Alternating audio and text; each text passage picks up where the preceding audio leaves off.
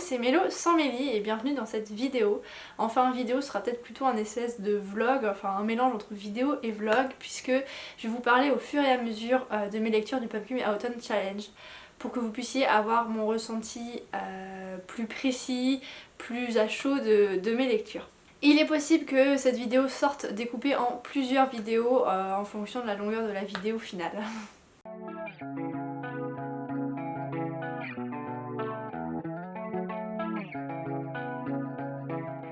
J'ai commencé le Pumpkin Autumn Challenge vraiment très fort avec une lecture absolument magnifique. Il s'agit de La fille qui tressait les nuages. Je l'ai lu dans le menu Automne douceur de vivre et clairement c'est un de mes plus gros coups de cœur de l'année.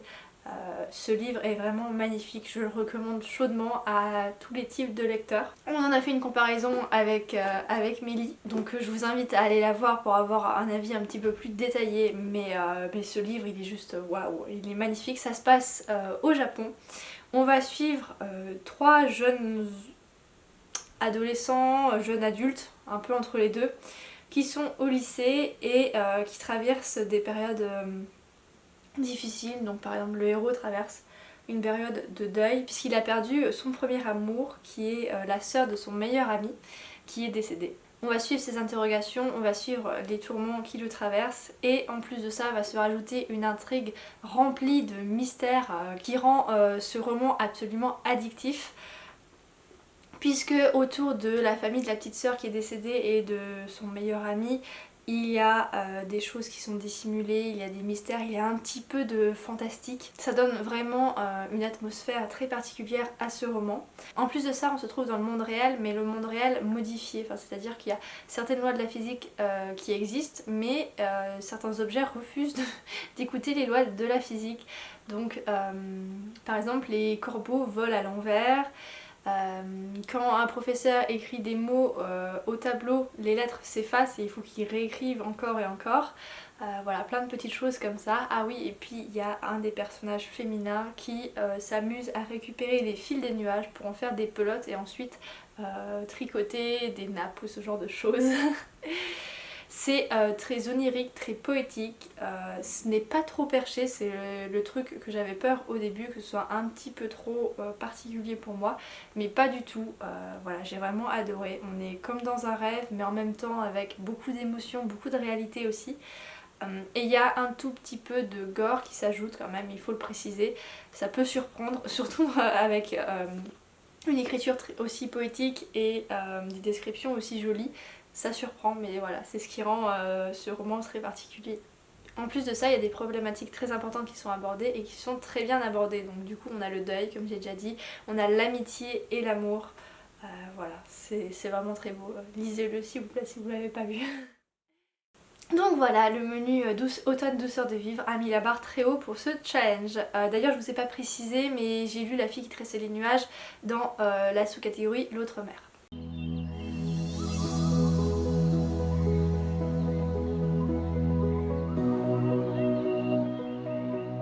Ensuite, je suis passée à l'automne enchanteur avec le sous-menu Mon voisin le Kodama et pour cela j'ai lu Les Noces de la Renarde. C'est un gros pavé de fantasy qui a été écrit par Floriane Soulas, donc c'est celle qui a écrit Rouille, c'était son premier roman publié.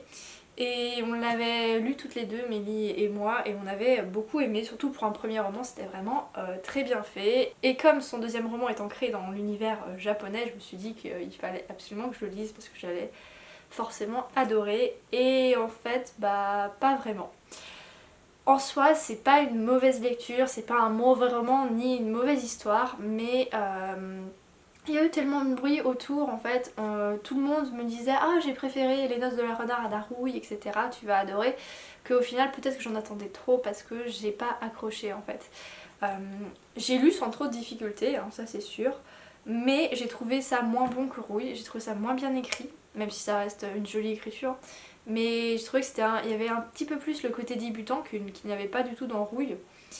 Et voilà, et les personnages ne m'ont pas fait accrocher, même si je les appréciais quand même relativement, hein, ils ne sont pas désagréables ou quoi que ce soit. Mais voilà, il n'y a pas eu d'étincelle, il n'y a rien eu, donc voilà, c'était un peu une petite déception, surtout après cette magnifique lecture qui était La fille qui tressait des nuages. Donc dans ce roman, on va être au Japon entre deux époques, donc en 1461 et en 2016. En 1461, on va suivre Hikari, qui est une jeune femme très mystérieuse qui vit dans la forêt avec ses sœurs. Et ensuite en 2016, à Tokyo, on va suivre Mina, qui a des pouvoirs assez étranges. Elle peut voir certains esprits et ceci va l'emmener à faire des découvertes sur elle-même. Et on va vite se rendre compte que Hikari et Mina sont liés d'une certaine façon. Une chose que j'ai bien aimée dans ce roman, c'est les descriptions des éléments japonais. C'est des éléments qu'on rencontre tout de suite quand on s'intéresse à l'univers japonais, donc j'ai rien appris de particulier, mais c'était quand même très agréable et puis plutôt bien fait. Je n'ai pas particulièrement apprécié cette lecture, mais je comprends pourquoi il y a autant de personnes qui l'ont aimé. Je vois ce qui peut être apprécié. Donc voilà, j'ai pas trop envie de vous dégoûter de ce roman, de pas vous donner envie de le lire, donc je vais pas en dire davantage.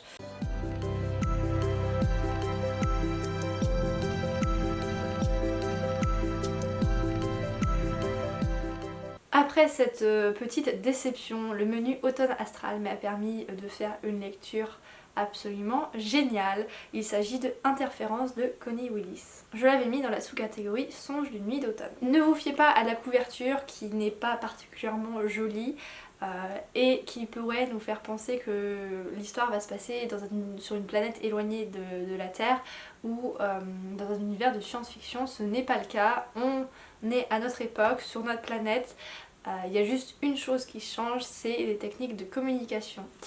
En fait, l'accent a été mis sur la communication, bon, un petit peu comme dans notre monde actuel, sauf qu'il y a une découverte qui a été faite, ça s'appelle l'AEC. L'AEC, c'est une intervention chirurgicale entre deux personnes, donc deux personnes amoureuses, très liées émotionnellement. On leur fait subir une petite opération chirurgicale là derrière la nuque qui leur permet de les relier émotionnellement. Et c'est-à-dire que quand une des personnes ressentira une émotion, l'autre sera capable de savoir qu'elle ressent cette émotion. Dans cet univers, on va suivre une jeune femme qui est en couple avec son petit ami et son petit ami va lui demander de faire une AEC. Sauf que cette AEC ne va pas très bien se passer et il va y avoir des effets inattendus. Donc voilà, toute l'intrigue va se dérouler autour de ces effets. Pour moi, ce roman est en partie une critique de la communication actuelle, donc de ce besoin de toujours communiquer plus à travers les réseaux sociaux, de toujours en savoir plus sur la vie privée des gens, etc. J'ai bien aimé la façon dont ça a été fait. J'ai eu un petit peu de mal au début parce que je trouvais que l'auteur insistait beaucoup trop sur certaines choses, qu'il en rajoutait des couches et que c'était pas très subtil. Mais passé le premier quart, la lecture est devenue tellement addictive, mais c'était vraiment un truc de dingue, hein. J'avais du mal à lâcher le roman pour aller lire autre chose. J'avais du mal à lâcher le roman pour aller faire autre chose. Pareil, au début, l'héroïne n'est pas particulièrement attachante, c'est une héroïne normale, enfin voilà, elle n'est pas désagréable ou quoi que ce soit, mais elle n'est pas attachante, elle est devenue seulement après, surtout grâce à d'autres personnages qui se sont rajoutés, notamment un des personnages masculins qui s'appelle C.B. Schwartz, que j'ai trouvé vraiment très attachant, très mignon, enfin la façon dont il est décrit, j'ai vraiment beaucoup aimé. C'est un personnage intelligent, un tout petit peu mystérieux. Cette lecture fut une très belle lecture, tellement addictive.